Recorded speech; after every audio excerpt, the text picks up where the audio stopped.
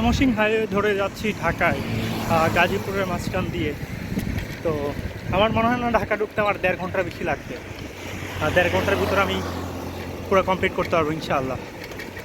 এখন আমি গাজীপুর কি বলে গজারিবনের মাঝখান দিয়ে যে রাস্তাটা চলে গেছে ময়মনসিংহ হাইওয়ে, এখান দিয়ে এখন যাচ্ছি।